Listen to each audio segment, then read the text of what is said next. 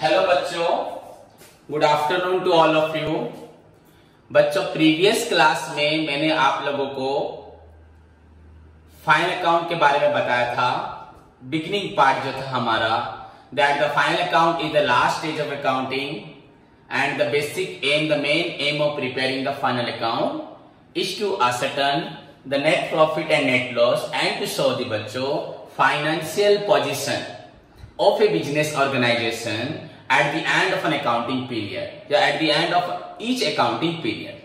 Then बच्चों मैंने आप लोगों को बताया था the preparation of final accounts आपका consists of बच्चों मैन्युफैक्चरिंग अकाउंट, याद कीजिए सभी।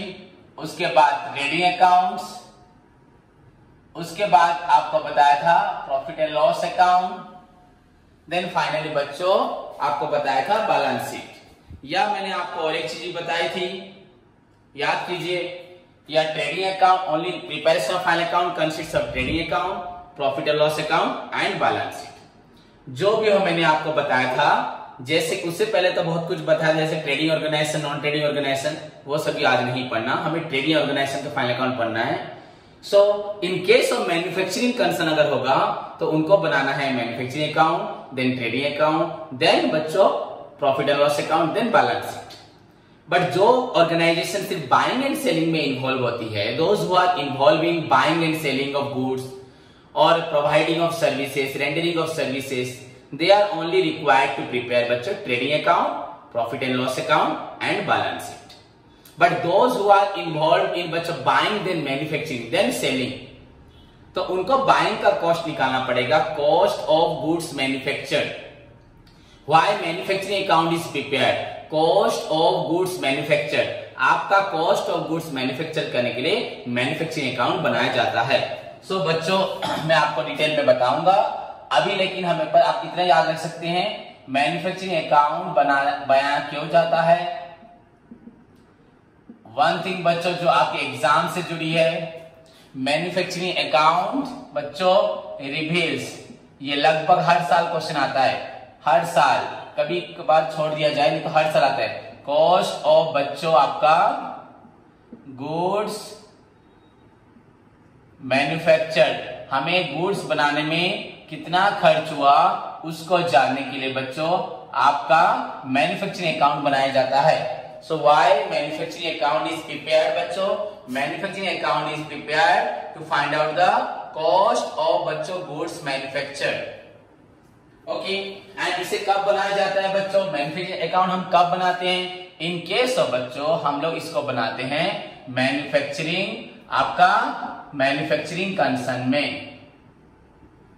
मैन्युफैक्चरिंग कंसर्न में हम लोग बनाते हैं manufacturing account. Manufacturing MANUFACTURING, manufacturing concern में, मैन्युफैक्चरिंग ऑर्गेनाइजेशन में, जो ऑर्गेनाइजेशन मैन्युफैक्चरिंग काम करती है वहां पे हम लोग मैन्युफैक्चरिंग अकाउंट बनाते हैं। ओके बच्चों, पर मैंने आपको बताया था so far as book is concern हमें बस पढ़ना है about trading account, manufacturing account भी हम पढ़ेंगे, पर बेसिकली आपके सारे प्रॉब्लम यहीं से जुड़े हैं। Trading account, then profit and loss account, then बच्चों बैलेंस शीट, पर मैं आपको मैन्युफैक्चरिंग अकाउंट भी डिटेल में बता दूंगा। ओके बच्चों, सो हमें पढ़ना है trading account, profit and loss account and balance sheet. दस बच्चों preparation of final account basically consist of आपका थ्री थिंग्स, वो हुआ आपका ट्रेडिंग, P&L, बैलेंस शीट। या अगर मैन्युफैक्चरिंग कंसर्न होगा तो पहले होगा बच्चों manufacturing account, then trading account, then profit and loss account, then बच्चों balance sheet. So final account consist of, या फाइनल अकाउंट्स को बच्चों हम लोग और क्या बोलते हैं, फाइनेंशियल स्टेटमेंट्स। अभी हम ट्रेडिंग ऑर्गेनाइजेशन का पढ़ेंगे, बाद में नॉन ट्रेडिंग ऑर्गेनाइजेशन का पढ़ेंगे, जिनका एम प्रॉफिट पाना नहीं होता है। सो बच्चों फाइनल अकाउंट्स और फाइनेंशियल स्टेटमेंट्स बच्चों आपका कंसिस्ट ऑफ, आप सभी को दिखाई दे रहा है, कंसिस्ट ऑफ बच्चों trading account, profit and loss account and balance sheet. So आज हम स्टार्ट करते हैं, what is trading account, what is your बच्चों profit and loss account and what is your balance sheet. सभी स्टूडेंट ध्यान से देखें।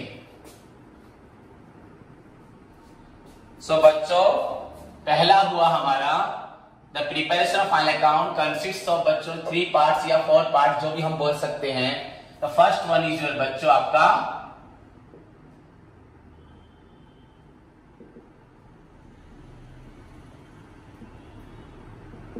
Trading account. The first part is बच्चों ट्रेडिंग अकाउंट। सभी स्टूडेंट ध्यान से देखें, आपका पहला पार्ट है ट्रेडिंग अकाउंट। सभी स्टूडेंट्स, मैं आपको नोट्स, सुनो बच्चों कि मैं आपको नोट्स प्रोवाइड कर दूंगा, आप उस नोट्स को पूरा पढ़ के सब चीज समझ जाएंगे। ऑलरेडी यहाँ पे मैं बता चुका हूँ, वहां पे जो जो लिखा है मैं यहाँ बता दूंगा। अगर मेरे साथ लिख सकते हो तो लिखो, नहीं तो उस नोट्स का फॉलो करना, वो भी एग्जैक्ट सेम लिखा होगा मैं जो बोल रहा हूँ। तो ध्यान से बच्चों पहले देखो ट्रेडिंग अकाउंट क्या है, आपको इसको समझना है, अदरवाइज आप फाइनल अकाउंट कभी नहीं बना पाएंगे। Trading profit loss balance sheet या manufacturing trading profit loss balance sheet के बिना कभी भी फाइनल अकाउंट नहीं बना पाएंगे। सो बच्चों, व्हाट इज ट्रेडिंग अकाउंट? अगर हम ट्रेडिंग कंसर्न के बारे में बोले, इन केस ऑफ आपका अगर आता है, इन केस ऑफ अगर क्वेश्चन में आता है ट्रेडिंग कंसर्न, बच्चों ट्रेडिंग कंसर्न जो लोग सिर्फ buying and selling of goods करते हैं, तो उनके टाइम पे क्या होता है बच्चों? तो पहली बात आपको ध्यान रखना है बच्चों, it is the first part, it is the first part बच्चों, फर्स्ट पार्ट या फर्स्ट स्टेज बोल सकते हैं, first part of preparing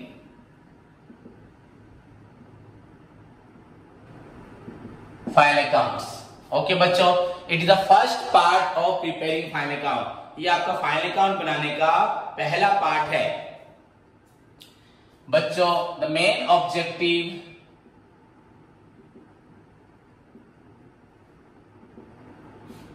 of preparing this account, trading account बच्चों, preparing this account is to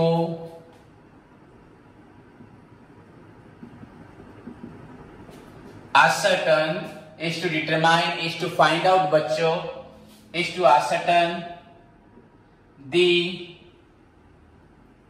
gross बच्चों, gross means total बच्चों, gross profit and gross loss. The object of preparing, the main object of preparing trading account is to find out the बच्चों gross profit and gross loss at the end of an accounting period.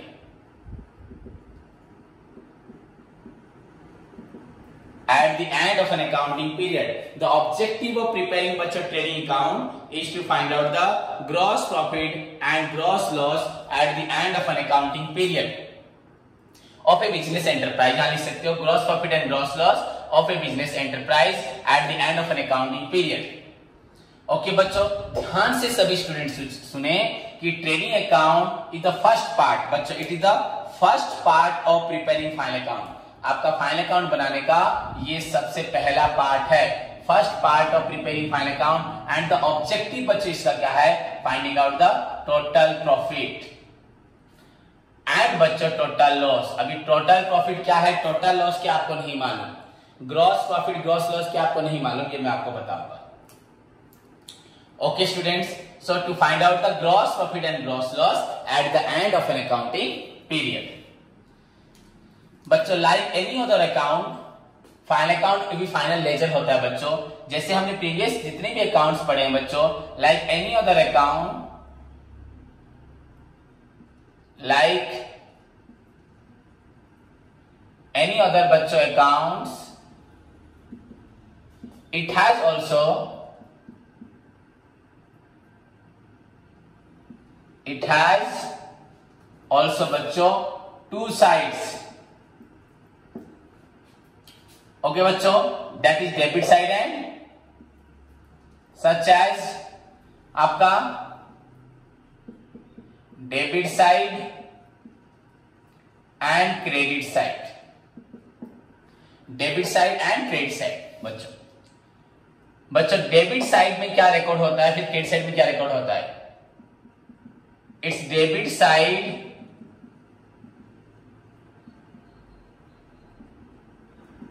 records बच्चों, इस debit side records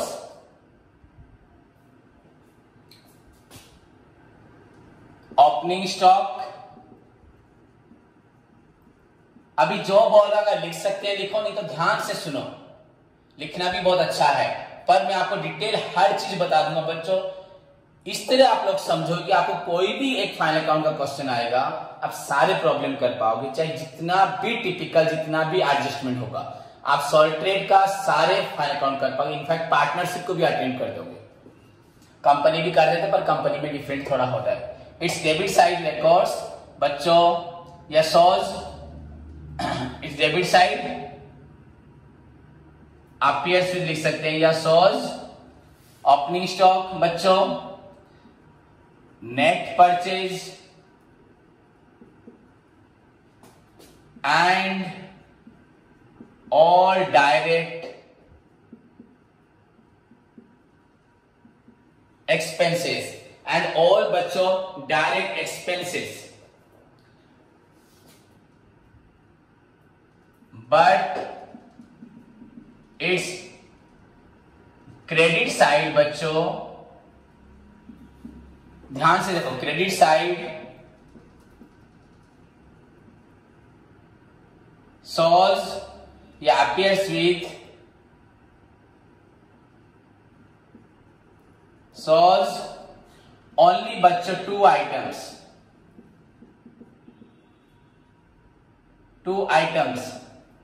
बच्चों such as net sales and closing stock. Actually बच्चों one item ही होता है, closing stock नहीं आता, फिर भी वो मैं आपको बताऊंगा एडजस्ट नहीं हुआ होता, इसलिए उसको लिखना पड़ता है। Net sales and closing stock, net sales and closing stock. Okay बच्चों, its debit side shows, it has also two sides बच्चों, such as debit side and credit side. Its debit side shows opening stock, net purchase and all direct expenses, but its credit side shows बच्चों only two items such as net sales and closing stock. उसके बाद बच्चों the resultant figure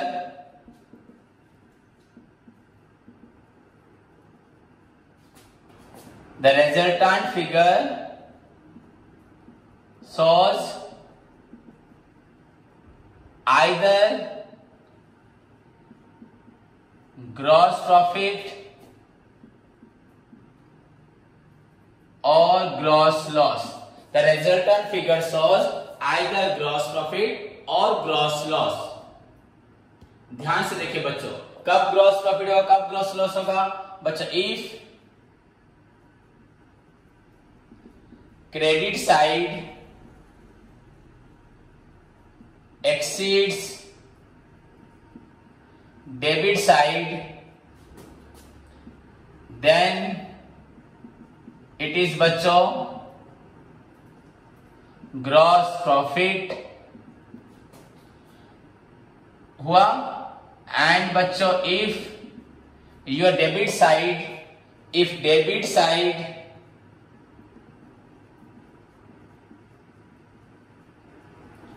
exceeds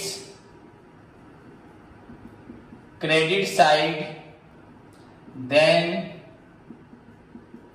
it is gross loss, then it is gross loss, इसको बोला जाएगा gross loss. वो बच्चों यहां पे आपको एक चीज पे ध्यान देना है बच्चों, लाइक एनी अदर अकाउंट बच्चों, इसका भी टू साइड्स होता है, debit side and credit side.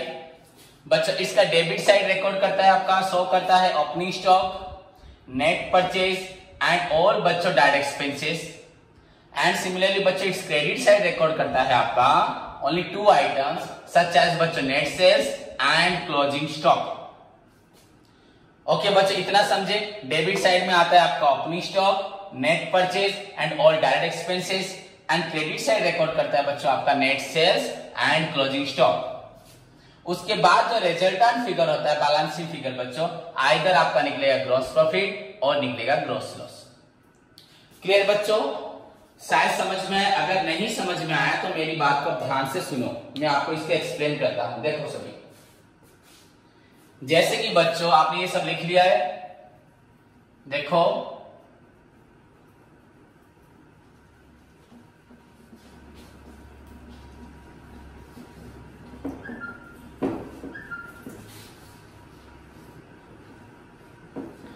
बच्चों आपको मैं एक सिंपल सा एग्जांपल के साथ एक्सप्लेन करता हूं, आपका डाउट क्लियर हो जाएगा। और एक बात याद रखना स्टूडेंट्स कि हमें ये पूरा अच्छे से पढ़ना है, ऐसा नहीं कि बस ऐसे केयरलेस होके पढ़ लेना है। ट्रेडिंग अकाउंट सीखोगे तभी जाके प्रॉफिट एंड लॉस अकाउंट बना पाओगे, एंड जब ट्रेडिंग के अंदर ठीक होगा डेफिनेटली आप लोग बैलेंस शीट अचीव कर पाओगे। तो बच्चों ध्यान से देखिए। तो हमारा पॉइंट है ट्रेडिंग अकाउंट।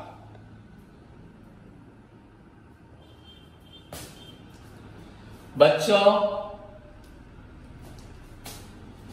सपोज मैं क्या करता हूं, जो हमारा 2 साइड्स था ट्रेडिंग अकाउंट का,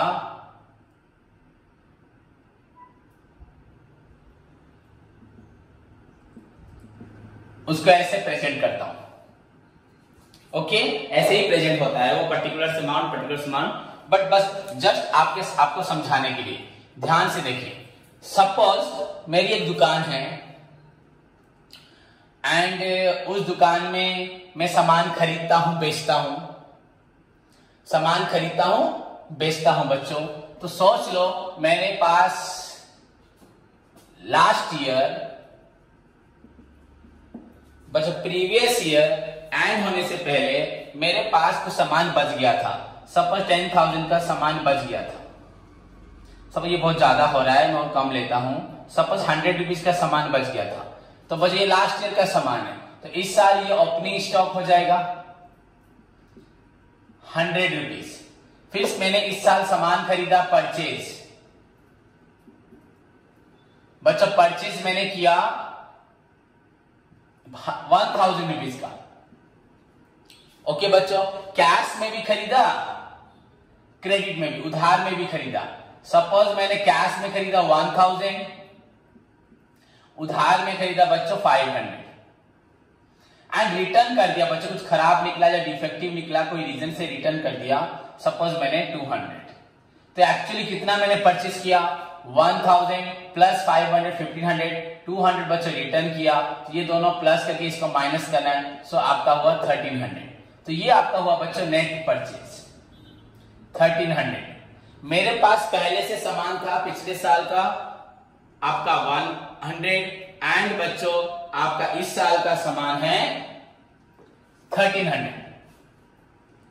सो 100 प्लस बच्चों आपका हुआ 1300, तो कितना हुआ 1400।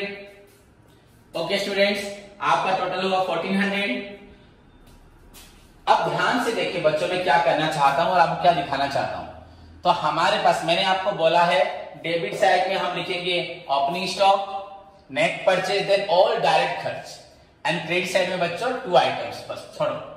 तो ओपनिंग स्टॉक था आपका 100, परचेज हुआ बच्चों 1300। तो मैंने पहले से सामान था मेरे पास 100 रुपए का पिछले साल का, इस साल मैंने पूरा साल भर का बच्चों नेट परचेज बच्चों फाइनल अकाउंट मतलब सारे साल में जितनी बार परचेज किया होगा सबको हम लोग परचेज लेजर में शो करते हैं। उसके बाद ट्रायल बैलेंस में ट्रांसफर करते हैं, उसके बाद बच्चों फाइनल अकाउंट बनता है। इसका मतलब नहीं एक दिन का परचेज, पूरा एंटायर बच्चों साल भर का आपका परचेज हुआ 1300। सो 100 था ओपनिंग स्टॉक, आपने खरीदा कैश में साल भर में 1000 रुपए, ये मैं 1000 लिख रहा हूं, ये 1 करोड़ भी हो सकता है। क्रेडिट में आपका 500 जो भी हो सकता है, उसके बाद रिटर्न हुआ तो 1300। उसके साथ बच्चों आपने कुछ डायरेक्ट खर्च किए, डायरेक्ट एक्सपेंसेस आपने किए, इसको हम लोग फैक्ट्री एक्सपेंसेस ही बोलते हैं, बट एक्चुअली बच्चों डायरेक्ट एक्सपेंसेस बोला जाता है। तो डायरेक्ट सपोज सामान लाने में मुझे कैरेज खर्च हुआ, कूली को मैंने कार्टेज दिया, जितने भी डायरेक्ट खर्च है बच्चों, सामान लाने में कैरेज खर्च हुआ, सपोज मेरा 100 रुपया कैरेज खर्च हुआ, कार्टेज बच्चों 50 रुपए का हुआ। हाँ, मेरा फ्यूल खर्च हो गया लाने में, डीजल, पेट्रोल, कोक जो भी था वो खर्च हुआ बच्चों, वो सपोज मेरा खर्च हो गया 100 रुपए का। तो ये सब बच्चों डायरेक्ट एक्सपेंस। वेजेस बच्चों, वेजेस खर्च हुआ सपोज 100 रुपए का। तो जो भी बच्चों डायरेक्ट खर्च है आपका, चाहे कैरेज हो, कार्टेज हो, फ्यूल हो, आपका वेजेस हो बच्चों, ऐसे बहुत सारे हैं। अभी मैं आपको सारे नहीं बता रहा, coal, coke, gas, water, oil, carriage, wages, import duty, octroi, royalty बच्चों, आपका रेलवे फ्रेट, हाँ ऐसे बहुत मैन्युफैक्चरिंग एक्सपेंसेस बच्चों, ऐसे बहुत सारे खर्च हैं, वो सभी यहां लिखे जाते हैं। पर बेसिकली अभी आपको समझने के लिए डायरेक्ट खर्च बच्चों, डायरेक्ट एक्सपेंस किसे बोलते हैं? जो एक्सपेंसेस खर्च होते हैं परचेज एंड प्रोडक्शन में, सामान खरीदते वक्त या प्रोडक्शन करते वक्त जो खर्च होते हैं उसको बोलते हैं डायरेक्ट एक्सपेंसेस। तो जितना भी कैरेज हो, कार्टेज हो, फ्यूल हो, कोल हो, कोक हो, गैस हो, वाटर हो, ऑयल हो, वेजेस हो, हाँ आपका इंपोर्ट ड्यूटी हो, आपका ऑक्ट्राय हो, आपका रॉयल्टी हो, रेलवे फ्रेट हो, मैन्युफैक्चरिंग एक्सपेंसेस हो, जितना भी डायरेक्ट खर्च बच्चों, जो भी खर्च होता है डायरेक्ट खर्च मतलब the expenses which are incurred on purchase and production. जो खर्च बच्चों परचेज करते वक्त या प्रोडक्शन करते वक्त होता है उसको बोलते हैं बच्चों डायरेक्ट एक्सपेंसेस। ओके बच्चों, तो जो खर्च होता है परचेज या प्रोडक्शन में उसे बोलते हैं डायरेक्ट एक्सपेंसेस। तो जितने भी डायरेक्ट खर्च मैंने यहां लिख दिए। तो मेरे पास स्टॉक था 100 का, मैंने परचेस किया 1300 का, परचेस करते वक्त मुझे कैरेज, कार्टेज ये सब खर्च हुआ। तो बच्चों टोटल मैंने कितना खर्च किया, देखो आप सभी हिसाब करें, टोटल मेरा कितना खर्च हुआ, ध्यान से देखिए आपका टोटल अमाउंट कितना खर्च हुआ, 100, 1300, 1400, 15, 16, 1750, आपका खर्च हुआ 1750। इधर बच्चों इस साइड में क्या लिखता हूं, इस साइड लिखते हैं नेट सेल्स। तो नेट सेल्स मतलब क्या, सपोज आपने कैश में बेचा बच्चों, आपने कैश में 2000 रुपए का बेचा, उधार में आपने बेचा 1000 रुपए का, किसी ने रिटर्न कर दिया, रिटर्न इनवर्ड बोलते हैं इसको, आपको मालूम है, इसे आउटवर्ड बोलते हैं। सपोज बच्चों 300 रुपीज का रिटर्न हो गया, तो एक्चुअली सेल कितना हुआ आपका, ये दोनों तो आपका प्लस होगा, ये आपका माइनस होगा। तो 3000 में 300 गया बच्चों 2700। तो एक्चुअली आपने कितने रुपए का सामान बेचा, 2700। पर बच्चों उसके साथ आपका सपोज कुछ क्लोजिंग स्टॉक बच गया, स्टॉक माल बच गया, सारा माल नहीं बिका, जितना माल था नहीं बिका, सपोज बच्चों 200 रुपीज का माल बच गया।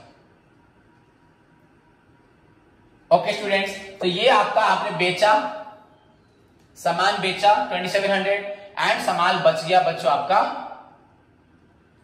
सपोज बच्चों आपका 400, 300 तो रिटर्न हुआ था 400, तो सामान बेचा 2700 एंड सामान बच गया बच्चों 400।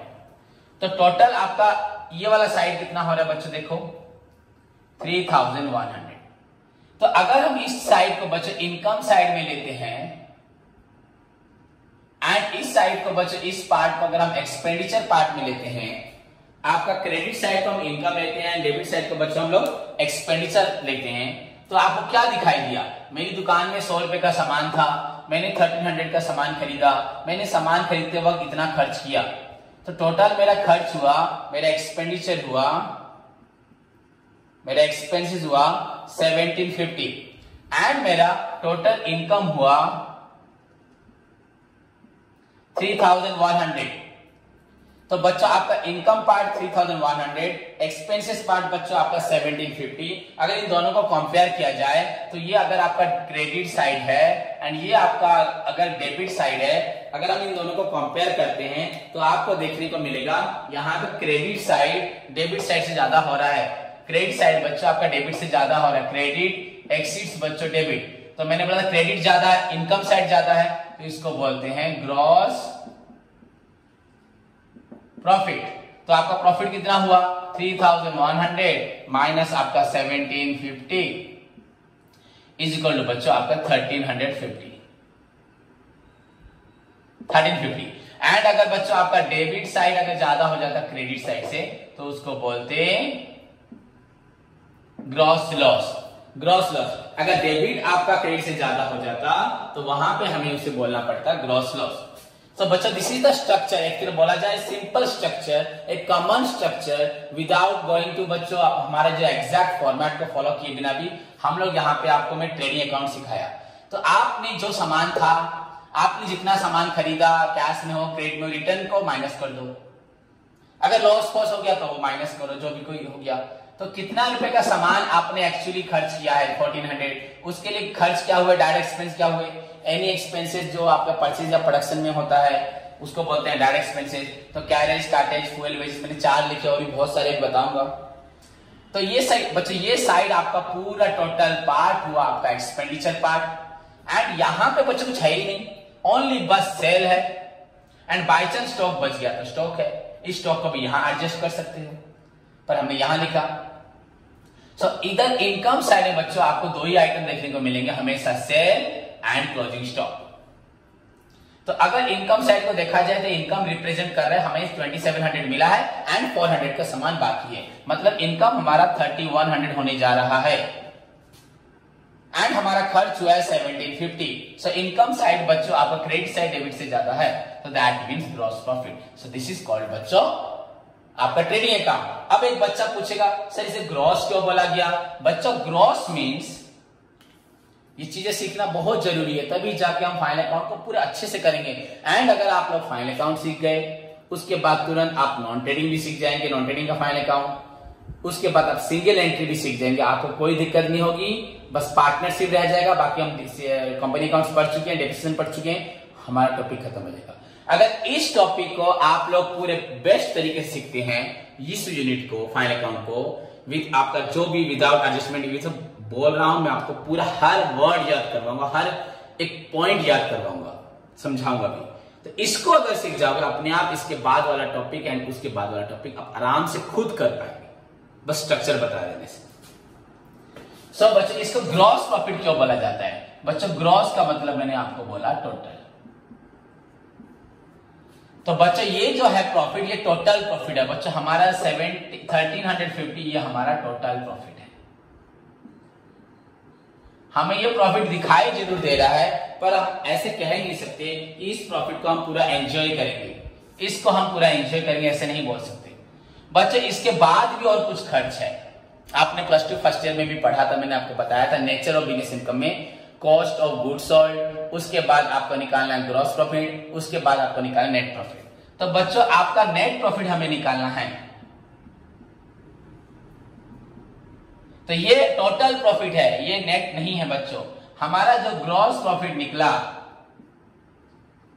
इसे हम पूरी तरह से एंजॉय नहीं कर सकते, इस प्रॉफिट को हम पूरा एक्चुअल प्रॉफिट हमारा नहीं बोल सकते बच्चों, तो आपको इस चीज को ध्यान देना है। सो नेट प्रॉफिट बच्चों क्या होगा आपका ग्रॉस प्रॉफिट से और भी कुछ बच्चों इनडायरेक्ट खर्चे हैं। अभी तक हमने जो खर्च लिए थे वो सब डायरेक्ट खर्च थे, पर बच्चों और भी कुछ इनडायरेक्ट खर्चे हैं, तो उनको बोलते हैं इनडायरेक्ट एक्सपेंसेस। आपके जितने भी इनडायरेक्ट एक्सपेंसेस हैं उनको आप ग्रॉस प्रॉफिट से माइनस करेंगे बच्चों। इनडायरेक्ट एक्सपेंसेस, इनडायरेक्ट एक्सपेंस किसे बोलते हैं? जो हम सेल करते वक्त खर्च करते हैं। आफ्टर प्रोडक्शन के बाद जितने खर्चे होते हैं बच्चों, परचेज प्रोडक्शन के बाद जो भी खर्च होते हैं आपके, वो सब इनडायरेक्ट होते हैं। इनडायरेक्ट या उसको बोला जाता है बच्चों ऑपरेटिंग। बच्चों आपका ऑपरेटिंग एक्सपेंसेस, तो ऑपरेटिंग एक्सपेंसेस बच्चों आपका ऑर्गेनाइजेशन में अगर बिजनेस है, सॉरी आपके ऑफिस खर्च हैं, जो भी हो मैं आपको बताऊंगा बाद में, बस थोड़ा सुन लो बच्चों। ऑफिस आपका ऑफिस का खर्च होता होगा, ऑफिस का रेंट दोगे, ऑफिस का लाइट दोगे, सब खर्च करोगे बच्चों। आपका ऑफिस के बाद आपका सेलिंग है, शोरूम है बच्चों। एक्चुअली अगर ऑफिस में ऑफिस एंड एडमिनिस्ट्रेशन है, सेलिंग एंड डिस्ट्रीब्यूशन है, पर सेल का खर्च होता है। अगर मेरा एक शोरूम है तो शोरूम का लाइट, शोरूम का रेंट, शोरूम में जो स्टाफ है उनका ही पेमेंट देना पड़ेगा, पर वो लोग किसी प्रकार का प्रोडक्शन नहीं कर रहे, वो सेल्स में है। तो जितने भी ऑपरेटिंग बच्चों, ऐसे तो बहुत कुछ है, office and administrative, selling and distribution बच्चों, financial charges, financial loss, and बच्चों अदर इनडायरेक्ट एक्सपेंसेस, ऐसे हमारे बहुत सारे खर्चे हैं जो हमें बिजनेस के लिए चाहिए हैं, पर वो आपका परचेज या प्रोडक्शन में इन्वॉल्व नहीं होता। परचेज या प्रोडक्शन में आपको टैक्स भी देना होगा, हाँ, तो सारे खर्च आपने लोन फोन लिया है तो इंटरेस्ट देना होगा, तो सब माइनस होगा बच्चों, पर वो सब यहां माइनस नहीं हुआ, यहां बस डायरेक्ट खर्च हुआ, मतलब परचेज एंड प्रोडक्शन पे जो खर्च हुआ उसको मैंने यहां लिखा, और बाकी जितने सब खर्च थे बच्चों वो सब आपके चले गए P&L अकाउंट में। इसके बाद हम लोग बनाएंगे P&L अकाउंट। तो इसका मतलब यहां पे जो प्रॉफिट निकल रहा है वो पूरा एक्चुअल प्रॉफिट नहीं है, वो टोटल प्रॉफिट है, हमारा बाद में लॉस भी हो सकता है। तो टोटल प्रॉफिट बच्चों जब ग्रॉस प्रॉफिट इसे बोला जाता है, इसके बाद कुछ आइटम्स आएंगे इनडायरेक्ट या ऑपरेटिंग, हाँ, तो उनको माइनस करने के बाद अगर कुछ बचता है तो that is your net profit. So that's why बच्चों हमारा जो ट्रेडिंग अकाउंट है वो कंप्लीटली आपका रिलेट करता है टोटल प्रॉफिट से, जहां पे आपका opening stock, purchase and direct खर्च को लेके ओनली सेल के साथ कंपेयर करके प्रॉफिट निकाला जाता है। पर वो profit is not the net profit, is not the true profit, is not the exact profit, that's why it is called बच्चों टोटल प्रॉफिट। अभी तक जितना नॉर्मल एक्टिविटीज थी बिजनेस की, मेन एक्टिविटी, नॉर्मल भी बोल रहा हूं पर मेन बेसिक एक्टिविटी से हमें निकला ग्रॉस प्रॉफिट, टोटल प्रॉफिट या आपका ग्रॉस प्रॉफिट। उसके बाद जो एक्टिविटीज हैं ऑपरेटिंग एक्टिविटी, उसको अगर हम ध्यान देंगे, इंडायरेक्ट एक्सपेंस को ध्यान देंगे एंड ग्रॉस प्रॉफिट से उसको माइनस करेंगे तो अब निकलेगा नेट प्रॉफिट, जो हम पढ़ेंगे P&L अकाउंट में। ओवरऑल यू नो बच्चों फाइनल अकाउंट का एम है find out the exact profit and loss, तो ट्रू प्रॉफिट एंड लॉस। तो ट्रू प्रॉफिट एंड लॉस निकालने के लिए बच्चों हम ट्रेडिंग अकाउंट पढ़ रहे हैं, P&L अकाउंट पढ़ रहे हैं। तो आपको कल मैंने बताया था trading P&L income statement, balance sheet positional statement. तो ट्रेडिंग में अगर इनकम निकल जाता है तो P&L क्यों बनाएंगे, तो डेफिनेटली ट्रेडिंग में एग्जैक्ट इनकम नहीं निकलता होगा, ट्रेडिंग में जो प्रॉफिट निकलता है that is your total profit. Okay बच्चों, सभी को समझ में आया। नेक्स्ट अब चलते हैं इसके फॉर्मेट की तरफ। स्टूडेंट्स इसका स्पेसिमेन देखते हैं। स्पेसिमेन मैंने आपको भेज दिया है, आप सभी उसको फॉलो करें, फिर भी मैं आपको एक बार फिर से बता देता हूं।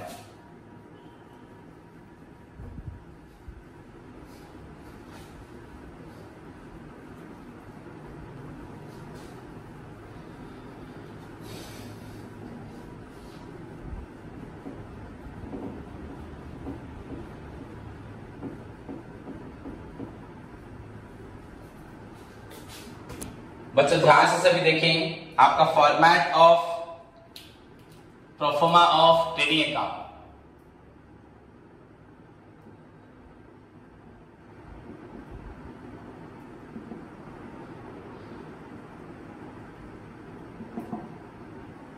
आपका प्रोफोर्मा ऑफ ट्रेडिंग अकाउंट या स्पेसिमेन ऑफ बच्चों आपका ट्रेडिंग अकाउंट। बच्चों ऊपर हेडिंग लिखने आपको, मैंने आपको स्पेसिमेन भेज दिया है, यहाँ एक छोटा स्ट्रक्चर बना रहा हूं आपके रेफरेंस के लिए। Trading account of dot dot dot, बच्चों इसका मतलब name of the business, name of the बच्चों बिजनेस सोल ट्रेडर में लिख सकते हैं, और जिसका बिजनेस होगा नेम ऑफ द बिजनेस या बिजनेसमैन, बिजनेस और बच्चों आपका जिसका बिजनेस का हम लोग क्या निकालेंगे, जिसके बिजनेस का प्रॉफिट निकालेंगे उसका नेम बच्चों ट्रेडिंग अकाउंट ऑफ, यहां लिखना राम श्याम हरि, हाँ। उसके बाद बच्चों आपका यहां पे फॉर द ईयर एंडेड। बच्चों प्रॉफिट एक दिन में निकालते जरूर हो, पर एक दिन में प्रॉफिट नहीं होता, एक साल का प्रॉफिट होता है। फॉर दी बच्चों ट्रेडिंग अकाउंट से जो ग्रॉस प्रॉफिट निकलेगा वो एक साल के लिए निकलता है, पूरा आपका 2000 सपोज 2019 1 जनवरी से लेके 2019 बच्चों 31 दिसंबर, एक साल के लिए बच्चों आपका प्रॉफिट निकलता है। सो इसको लिखते हैं for the year ended, for the year ended, एक साल के लिए बच्चों for the year ended dot dot dot, मतलब आपका जो भी ईयर होगा, जिस साल का आप प्रॉफिट निकालने जा रहे हैं उस ईयर को यहां प्रेजेंट करेंगे। ओके बच्चों, उसके बाद you know accounts are always prepared in T format, सभी को मालूम है टी फॉर्मेट में बनता है, तो सिंपली राइट हियर बच्चों प्रिपेयर हियर टी अकाउंट, बनाओ टी फॉर्मेट में अकाउंट बनाए सभी स्टूडेंट्स। ओके, यहां पे कलम, यहां पे कलम। बच्चों दिस कलम फॉर योर पर्टिकुलर्स अमाउंट। सभी बच्चे पूरे इंटरेस्ट से पूरा ध्यान देके सुने। Then here again particulars amount. So particulars amount उधर कोई जरूरत नहीं है। उसके बाद जो स्पेस बच गया उसे छोड़ दो। टोटल बुक में ऐसे ही कलम बनाने, यहाँ पे लाइन खींचने की जरूरत भी नहीं है तुम्हें बुक में या अपनी कॉपी में। जस्ट पर्टिकुलर्स अमाउंट ये छोड़ दो। सो बच्चों this is your debit side and this is your बच्चों credit side. Particulars amount in rupees, particulars amount in rupees. मैं आपके सामने फाइनल अकाउंट का फॉर्मेट लिख रहा हूं। होप सभी बच्चे पूरा केयरफुली ध्यान से देख रहे हैं। Particulars amount, particulars amount. Okay students, तो सभी स्टूडेंट ध्यान से देखें। बच्चों यहां पर क्या आएगा सभी को मालूम है, सभी स्टूडेंट्स को मालूम है। बच्चों पहले आएगा opening stock. First item is your बच्चों opening stock. To opening stock, you know कैसे लिखते हैं हम अकाउंट्स में? टू इधर बाय, टू ओपनिंग स्टॉक। आपका जो अमाउंट होगा आप यहां लिखेंगे। देन उसके बाद बच्चों टू परचेजेस या नेट परचेजेस लिख सकते हो। परचेज यहां लिखना अंदर, माइनस बच्चों आप करना रिटर्न आउटवर्ड। बच्चों रिटर्न आउटवर्ड, आपका रिटर्न आउटवर्ड आपके क्वेश्चन में क्रेडिट साइड में दिया होगा, क्रेडिट साइड में। Okay, purchase debit balance, return होता है credit balance. Trial balance credit में लिखा होगा, तो अगर रिटर्न है तो माइनस करना। परचेज में कैश क्रेडिट दोनों होगा, पर आपके बुक में नहीं आएगा ऐसा कुछ, सिंपली आएगा परचेज लेस रिटर्न। इस अमाउंट को यहां लिख दो। देन बच्चों उसके बाद टू ऑल आपका डायरेक्ट एक्सपेंसेस। उसके बाद आपका सारा डायरेक्ट एक्सपेंसेस बच्चों, टू ऑल डायरेक्ट एक्सपेंसेस। ध्यान से देखें बच्चों, इसमें आप क्या लिखेंगे? जितने डायरेक्ट एक्सपेंस है बच्चों, ये टू काट देता हूं मैं। ऑल डायरेक्ट एक्सपेंसेस बच्चों, बस अंडरलाइन आपको समझाने के लिए दिया है। इस ये हेडिंग रहेगा नहीं, यहां होगा टू वेजेस। आपको मैंने नोट्स भेजा, उस नोट्स में एग्जैक्टली लिखा हुआ है बच्चों, इससे ज्यादा लिखा होगा। वेजेस यहां लिखेंगे जितना वेजेस हुआ। बच्चों अगर क्वेश्चन में वेजेस एंड सैलरीज हो, बच्चों मैंने आपको बताया कि यहाँ पे डायरेक्ट खर्च जो परचेज एंड प्रोडक्शन में होता है। सैलरी बच्चों वेजेस किसको दिया जाता है? मजदूरों को दिया जाता है, तो उनको वेजेस मिलता है। सैलरी बच्चों एम्प्लॉय को, जो आपको सर्विस देते हैं 1 मंथ के 2 मंथ मंथली सैलरी जिनको मिलता है, जिनको मंथली मिलता है उनको सैलरी बोलते हैं। तो जो भी बच्चों सैलरी आपका इनडायरेक्ट होता है। परचेज जो मैन्युफैक्चरिंग कर रहे होते हैं उनको वेजेस मिलता है, तो वेजेस आपका डायरेक्ट है बच्चों, सैलरी इनडायरेक्ट है। आप सोचना मत सैलरी सर ने क्यों लिखा, मेरे को यहाँ सैलरी नहीं लिखना, पर कभी कभी क्वेश्चन में वेजेस लिखा होता है एंड वेजेस एंड सैलरी लिखा होता है। जहां पे पहले वेजेस है बाद में सैलरी है, वहां पे वेजेस ही सोचा जाएगा। पहली बात, यहाँ पे सारे डायरेक्ट खर्च मतलब जितने खर्च परचेज या प्रोडक्शन में होते हैं।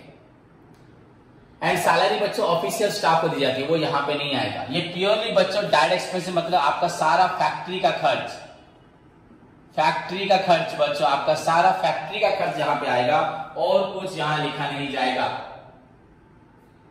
तो इसलिए अगर वेजेस एंड सैलरी है तो वहां पे आपको सैलरी को कंसीडर नहीं करना, आपको सिर्फ बच्चों वेजेस को कंसीडर करना है। ध्यान से देखें। उसके बाद आप लिख सकते हैं टू कैरेज, टू बच्चों कोल, कोक, गैस, एक साथ लिख दे रहा हूं वाटर, ऑयल। ओके बच्चों, to octroi.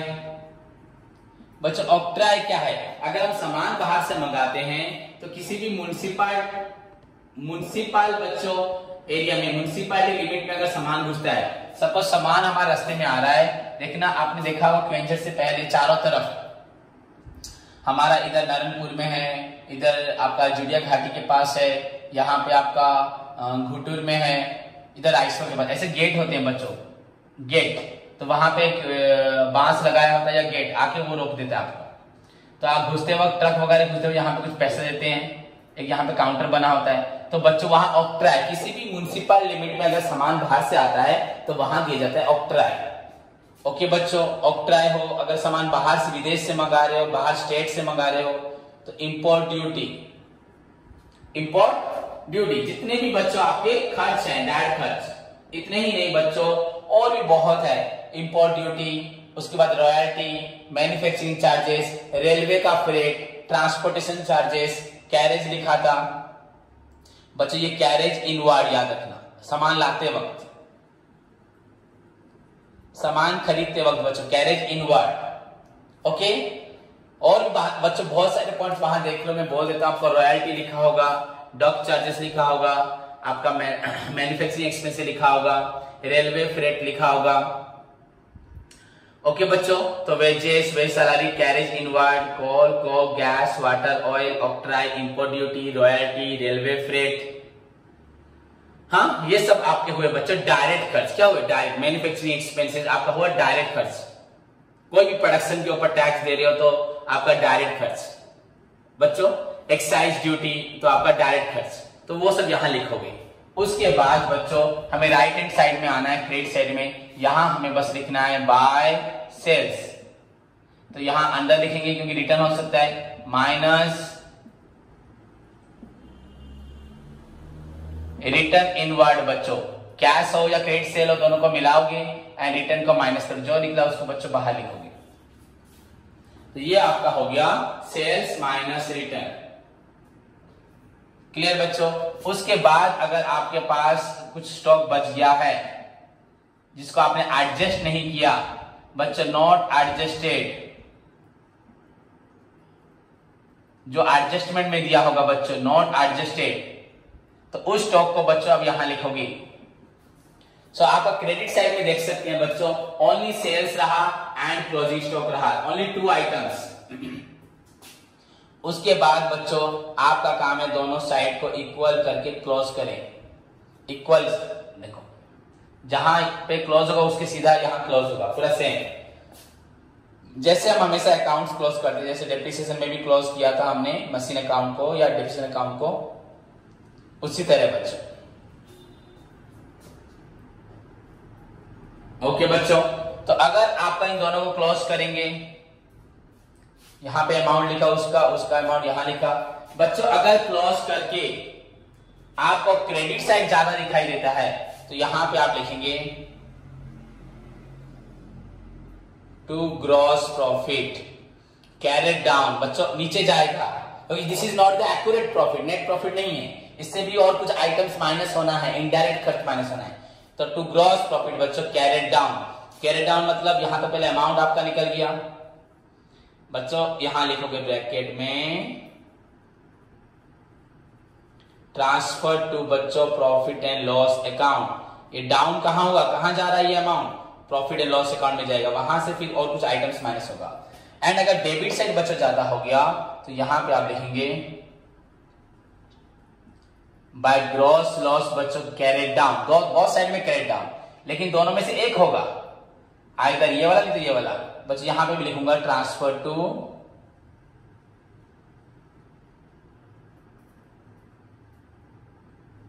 Profit and loss account, transfer to your बच्चों प्रॉफिट एंड लॉस अकाउंट। देखिए सभी स्टूडेंट ध्यान से देखें, सो दिस इज द बच्चों structure of your trading account. सभी को याद रखना है, पहले ओपनिंग स्टॉक, देन बच्चों परचेस के बाद सारे डायरेक्ट खर्च।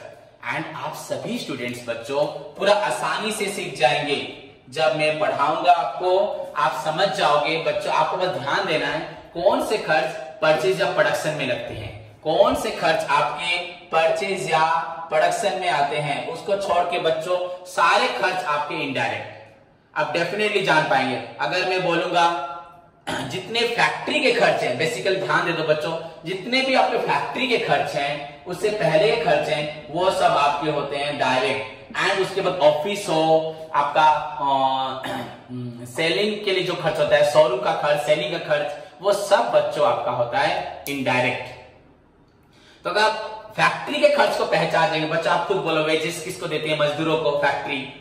कैरेज कब दोगे, इनवार्ड कैरेज कब होगा, जब सामान लाओगे। ऑक्ट्राय मैंने बोला जब सामान आप मंगवा रहे हो ऑक्ट्राय दोगे म्युनिसिपल गेट में। अगर बाहर देश स्टेट से मंगा रहे तो इंपोर्ट ड्यूटी दोगे, बाहर कंट्री से मंगा रहे तो इंपोर्ट ड्यूटी दोगे। वहां पे आपका पोर्ट चार्जेस भी आएगा, पोर्ट चार्जेस। बच्चों अगर विदेश से सामान मंगाओगे, अगर पानी में, अगर शिप में सामान आएगा, वॉयज में आएगा तो बच्चों ये सारे हमारे डेबिट साइड में, जैसे आपको बताया पोर्ट चार्जेस आपका हो सकता है, डॉक चार्जेस, हाँ आपका कोई भी क्लियरेंस जो भी होगा आपका। शिपिंग कंपनी जब आगे पोर्ट में लगता है तो हमें कितने चार्ज देने पड़ते हैं, custom duty, port charges, dock charge देने पड़ते हैं। तो बच्चों इन सबको आप डेबिट साइड में लिखेंगे। सिंपली आपको बता चुका हूं बच्चों, जितने भी आपके फैक्ट्री खर्च होंगे या डायरेक्ट खर्चे होंगे परचेज एंड प्रोडक्शन तक, उसको डेबिट साइड में लिखेंगे। एंड क्रेडिट साइड में बच्चों आपका आएगा सेल्स। एंड बच्चों अगर आपका स्टॉक एडजस्ट नहीं हुआ तो आपको लिखना है यहाँ पे क्लोजिंग स्टॉक। ओके बच्चों, देन डिफरेंस आपका ग्रॉस प्रॉफिट या ग्रॉस लॉस। खत्म बच्चों। So this is your first part of preparation of final account. उसके बाद बच्चों पढ़ाया जाता है profit and loss account. So बच्चों what is profit and loss account, अब आप सभी बता सकते हैं what is profit and loss account बच्चों। The second part of preparing final accounts after trading account in case of trading concern. अगर manufacturing concern हो जाएगा तो पहले मैन्युफैक्चरिंग, देन ट्रेडिंग, देन बच्चों आपका profit and loss. But usually मैंने आपको बताया बाइंग एंड सेलिंग एंड जहां पे सर्विस रेंडरिंग होती है, जहां मैन्युफैक्चरिंग नहीं होता, वहां पे बनता है ट्रेडिंग देन पीएल। सो बच्चों the second part of preparation of final account बच्चों is the profit and loss account after trading account. बच्चों आप ट्रेडिंग अकाउंट का मीनिंग देखिए, पूरा एग्जैक्ट में वैसे ही बोल रहा हूं। द मेन ऑब्जेक्ट ऑफ बच्चों preparation of profit and loss account is to find out बच्चों आपका नेट प्रॉफिट, जो हमारा फाइनल अकाउंट का एम था, नेट प्रॉफिट एंड बच्चों आपका नेट लॉस। अभी हमारा इसका ऑब्जेक्ट है, हमें निकालना है नेट प्रॉफिट या बच्चों नेट लॉस। आपका ट्रेडिंग अकाउंट का ऑब्जेक्ट था बच्चों ग्रॉस प्रॉफिट ग्रॉस लॉस, इसका ऑब्जेक्ट है बच्चों net profit and net loss. आप सभी को मालूम है फाइनल अकाउंट का ऑब्जेक्टिव ये true profit and loss, net profit. बच्चों उसी नेट प्रॉफिट के लिए हम लोग प्रॉफिट एंड लॉस अकाउंट बनाते हैं। आइदर पहले फर्स्ट मैन्युफैक्चरिंग देन ट्रेडिंग, उसके बाद प्रॉफिट लॉस, या ट्रेडिंग के बाद प्रॉफिट लॉस। जो भी हो बच्चों हमें प्रॉफिट लॉस अकाउंट से ही accurate profit, true profit, net profit मिलता है। So it is the second part, ये थर्ड पार्ट आप जैसे बोलेंगे चलेगा। So second part of preparing the final account in case of trading concern बच्चों after trading account, its main objective is to find out the net profit and net loss. It has also बच्चों two sides like trading account, debit side, credit side. Okay, and इसका बच्चों debit side में क्या लिखेंगे आपको सभी को मालूम है, बच्चों फाइनल अकाउंट मतलब नॉमिनल अकाउंट की नेचर, यहां से प्रॉफिट लॉस निकल रहा है, सारे एक्सपेंडिचर को हम लोग शो कर रहे हैं। तो इसका बच्चों डेबिट साइड क्या शो करेगा, यहां जो क्रेडिट साइड में ग्रॉस लॉस है बच्चों, ये नेक्स्ट ईयर कहां ट्रांसफर होगा, नेक्स्ट ईयर नहीं सॉरी, आपका प्रॉफिट लॉस अकाउंट में कहां ट्रांसफर होगा बच्चों, डेबिट साइड में, to gross loss brought down. मैंने आपको नोट्स भेजा है, नोट्स को फॉलो करें। आई एम जस्ट बच्चों आपको हिंट दे रहा हूं कि net profit profit loss account कैसे बनता है, उसको सुन के नोट्स को फॉलो करके आपका सारा डाउट्स क्लियर हो जाएगा। सो दिस बच्चों gross loss is transfer to your बच्चों profit loss account, debit side में आएगा। इसी के नीचे हम प्रॉफिट लॉस अकाउंट बनाएंगे या अलग से बना सकते हैं। सो टू बच्चों ग्रॉस लॉस ब्रॉट डाउन, उसके बाद डेबिट साइड में क्या आएगा, सारे बच्चों आपके जितने भी आपके रहे बच्चों इनडायरेक्ट आपका एक्सपेंसेस एंड लॉसेस।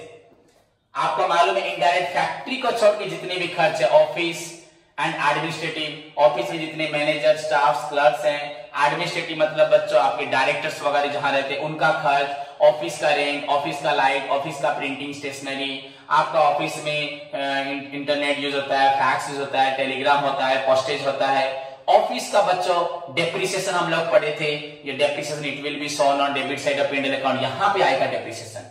वैसे डायरेक्टर का फीस, डायरेक्टर का सैलरी, ये सब आएगा। देन शोरूम के लिए, सेलिंग के लिए showroom lighting, showroom rent, showroom में सेल्समैन कमीशन, एडवर्टाइजमेंट, ये सब कहां आएगा आपका इनडायरेक्ट में बच्चों। बैड डेप्ट हो गया, कमीशन हो गया, बैंक चार्ज हुआ बच्चों, ये सारे बच्चों आपके आएंगे profit and loss account debit side में। आप सभी को मैंने बताया बच्चों, बस आपको फैक्ट्री में क्या काम होते हैं ध्यान रखना है, उसको लिखना है ट्रेडिंग में, बाकी सारे खर्च आपको लिखने हैं बच्चों कहां पर, प्रॉफिट एंड लॉस अकाउंट में। बस सारे इनडायरेक्ट खर्च आपको प्रेजेंट करने हैं प्रॉफिट एंड लॉस अकाउंट में। तो इसके डेबिट साइड में हम लिखेंगे ग्रॉस लॉस, यहां से जाएगा, then all indirect expenses and losses. And credit side में बच्चों आप लिखेंगे आपका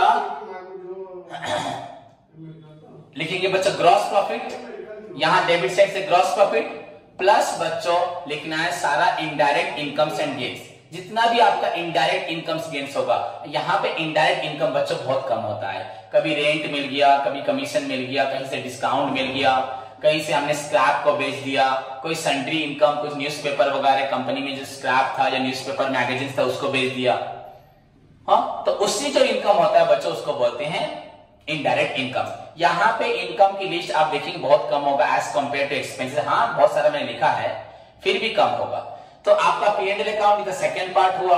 डेबिट साइड में बच्चों यहां से ग्रॉस लॉस जाएगा एंड सारे इनडायरेक्ट एक्सपेंसेस लॉसेस, चाहे ऑफिस के हो, चाहे एडमिनिस्ट्रेटिव के हो, चाहे शोरूम के हो, सेलिंग के हो, चाहे फाइनेंशियल लॉसेस हो। एंड क्रेडिट साइड बच्चों आपका